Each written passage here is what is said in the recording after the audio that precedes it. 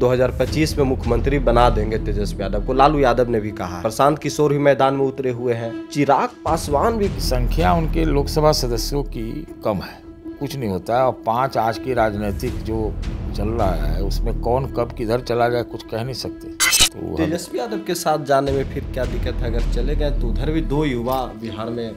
देखिए, वहाँ तो उनको मुख्यमंत्री के पोस्ट नहीं मिलेगा ना। ये भी एहसास कराने का प्रयास करते हैं कि भाई हम जरा बॉर्डर लाइन पे हैं, कभी वो जो है सो क्रॉस कर जाएंगे। ओवर कॉन्फिडेंस में आके एक हेलीकॉप्टर लेके साहनी के साथ घूमते रहे। राजनीतिक हेलीकॉप्टर मेरे ख्याल से बहुत ज़्यादा क्रैश हो गया बिहार में। प्रशांत किशोर की पार्टी को खड़ा होने में समय लगेगा।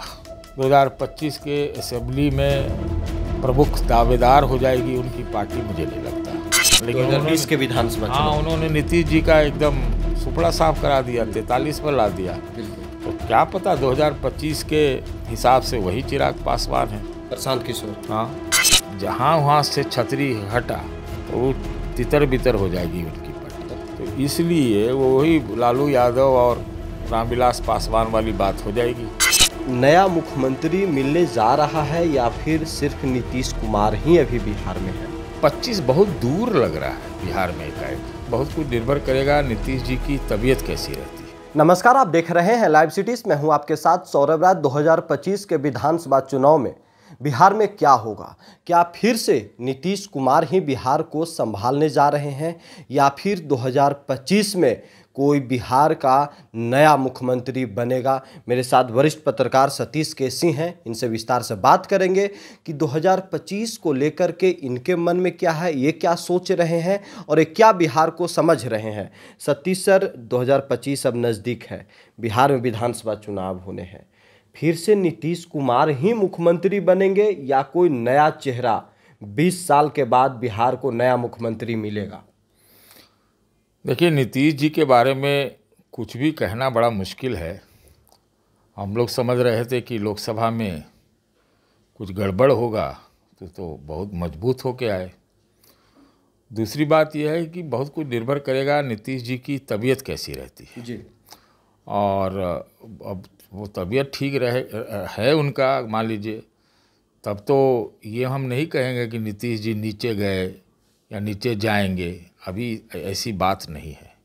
दूसरी बात देखें कि हम ये कहना चाहते हैं कि 25 बहुत दूर लग रहा है बिहार में एकाएक। दूर लग रहा है। सुनिए, दूर इसलिए लग रहा है कि बहुत सन्नाटा है बिहार की राजनीति में। ऐसा मेरा मानना है कि लोकसभा का जो नतीजा आया उसके बाद से हमें नहीं लगता है कि कोई राजनीतिक सरगर्मी है। मुझे नहीं लगता। इसलिए नहीं लगता क्योंकि आम तौर में बिहार में तो राजनीति जैसे गंगा उफान पे रहती है बरसात में जी, उसी तरह से रहता है। लेकिन ऐसा कुछ लग नहीं रहा है। अभी हमको लगता है सब लोग सूंग सांग कर रहे हैं। तो इसीलिए मैं कह रहा हूँ कि सन्नाटा है, चीज़ें अभी 25 दूर लग रही है। कौन किधर हाथ मिलाएगा, कौन किधर जाएगा, अभी छोटे मोटी चीज़ें हो रही हैं।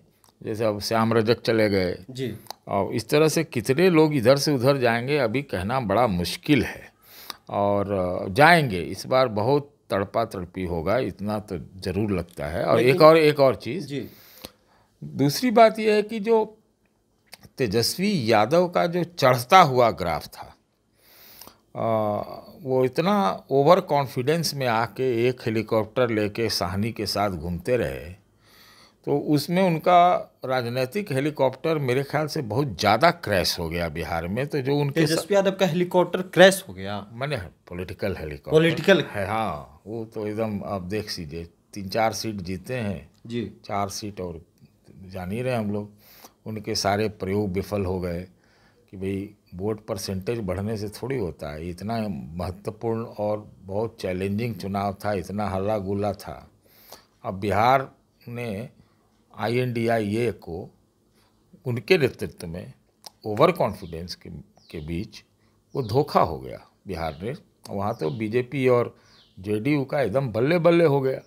तो फिर ग्राफ जो उनका चढ़ रहा था पिछले विधानसभा चुनाव से, उसके बाद भी कि इतना नौकरी दिया, देंगे, ये हैं वो हैं, वो काम नहीं किया। तो वो इससे क्या हुआ है कि अब तक क्या था कि जैसे माना जा रहा था कि नीतीश जी के उत्तराधिकारी हैं, और वो चाहे मतलब चुनाव से हो चाहे ऐसे हो, दोनों में बहुत हानि मतलब ह्रास हुआ है जी। अब वो भी एकदम चुपचाप हैं, सन्नाटे में हैं। अभी तो दोनों भीष्म पितामह बिहार के हमने सुना है, पता नहीं कितना ये है कि विदेश जा रहे हैं दोनों, नीतीश कुमार और लालू जी का भी। लालू जी चले गए सर। लालू जी चले गए। जी। हाँ, तो इसीलिए दोनों भीष्म पितामह की बात बोल रहे हैं। नीतीश जी का भी सुना है जाने का है। जी। तो ये है अभी बड़ा मुश्किल है। बड़ा क्या कहा जाए, बरसात में काई जमता है ना, उसी तरह से है। अभी जमा हुआ है बिहार सब में लोग फिसल रहा है वहाँ। लेकिन देखिए, तेजस्वी यादव तो एक गठबंधन का नेतृत्व कर ही रहे हैं, और उनके लोग तो कहते हैं कि 2025 में मुख्यमंत्री बना देंगे तेजस्वी यादव को। लालू यादव ने भी कहा है। लेकिन दो और लोगों की चर्चा जोर शोर से, प्रशांत किशोर भी मैदान में उतरे हुए हैं, और चिराग पासवान भी कुछ ऐसा कभी कभी दिखा दे रहे हैं, उनके मन को लोग भांप रहे हैं कि कुछ उनके भी मन में है। देखिए, चिराग पासवान पॉलिटिकली राइट रहने का कोशिश कर रहे हैं। उनका भी ग्राफ जो है लोकसभा में तो माना जाएगा कि बहुत चढ़ गया, भाई सब सीट जीत गए जी।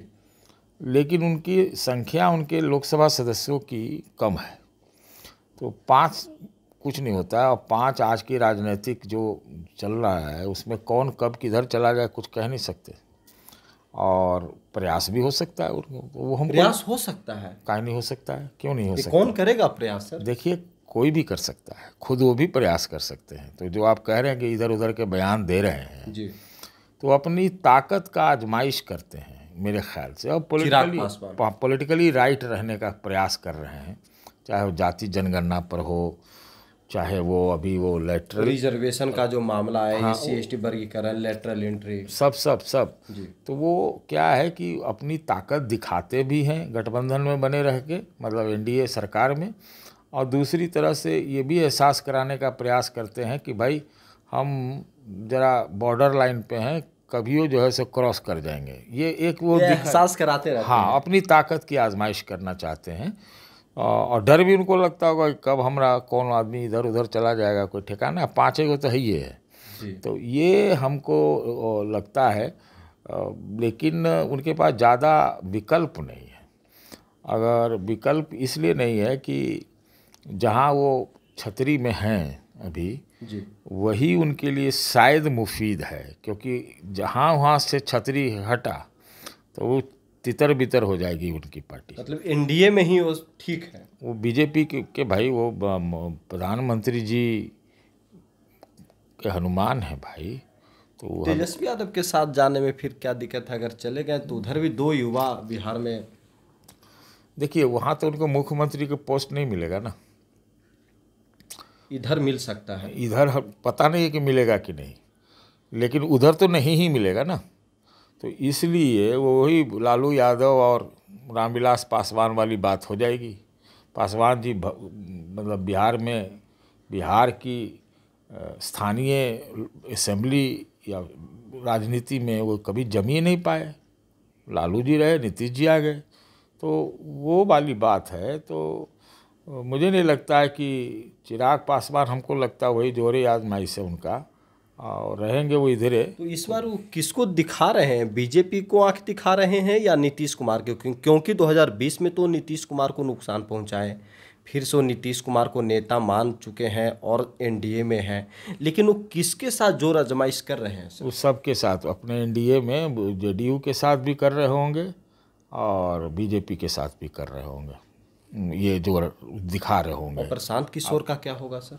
देखिए, प्रशांत किशोर मेरे व्यक्तिगत विचार में प्रशांत किशोर की पार्टी को खड़ा होने में समय लगेगा। अच्छा, अब वो कहेंगे कि प्रशांत किशोर 2025 के असेंबली में प्रमुख दावेदार हो जाएगी उनकी पार्टी, मुझे नहीं लगता। तो वो किसी का खेल बिगाड़ेंगे, उनके पास रिजेक्ट कैंडिडेट आएंगे जिनको जहाँ जहाँ से नहीं टिकट मिला जी, तो इनके तरफ आएंगे, तो इधर के भी लेंगे, वो इधर के भी लेंगे, और कैंडिडेट में तो वोट काटेंगे, यही होगा। फिर वो दिखाएंगे कि मेरे पास इतना वोट है। हाँ, मतलब ये है कि 25 उनके लिए मेरे ख्याल से ज़्यादा हो सकता है, ज़्यादा से ज़्यादा तो ये सेमीफाइनल होगा। ये मुझे तो लगता है क्वार्टर फाइनले होगा जी।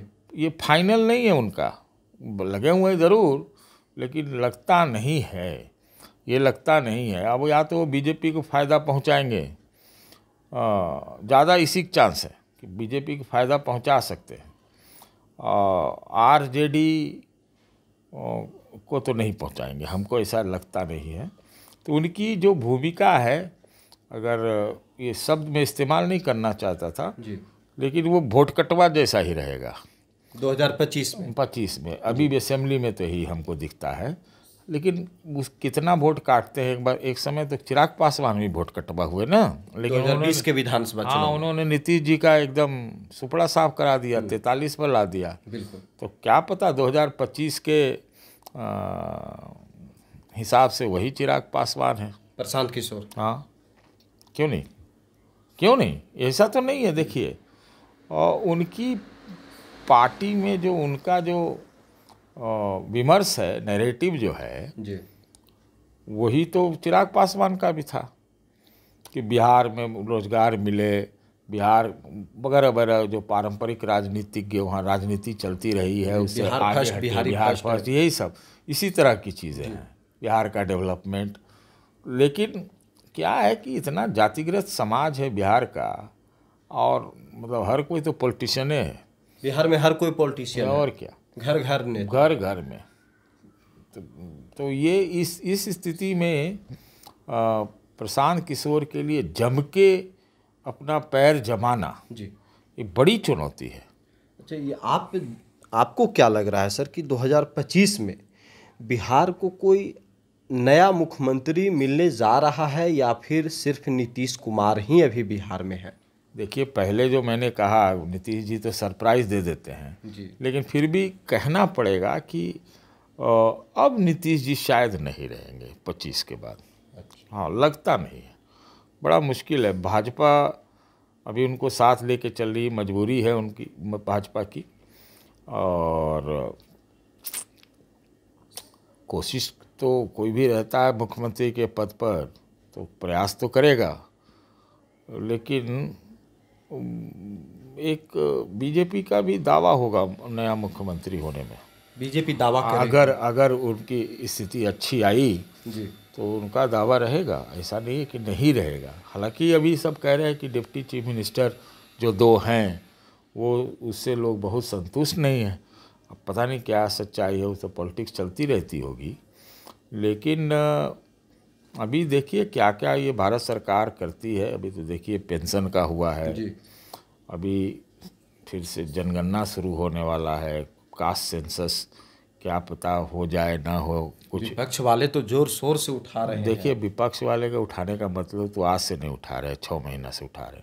सवाल यह है कि मोदी सरकार का, भाजपा का क्या आकलन है नए परिवेश में, नई चुनौतियों को देखते हुए, नई मांग को जोर पकड़ने के बीच में वो भाजपा क्या सोचती है कास्ट सेंसस को लेकर के।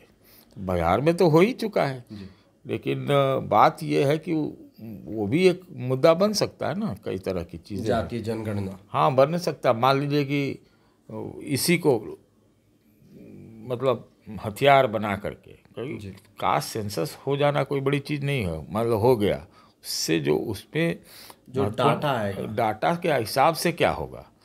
तो ये है बात। तो कोई सब पार्टियां तो आजकल कोई दीन ईमान तो है नहीं, तो वो कोई एक मुद्दा बना के भाग जाते हैं, कोई एक मुद्दा बना के आ जाते हैं। यही तो चलता रहता है राजनीति में। कोई ईमानदार आइडियोलॉजी की राजनीति कोई नहीं कर रहा है आज के समय में। सब पावर पॉलिटिक्स है, कोई इधर उधर, आज उधर चला गया तो वहाँ की बात बोलने लगेगा। भाई यही नीतीश जी बोलते थे ना, ये कुछ हो रहा है, ये सब कुछ करता है, तो खाली प्रचार करता है, ऐसी हाथ डाल के ऐसी बोलते थे, अब वो उधर चले गए।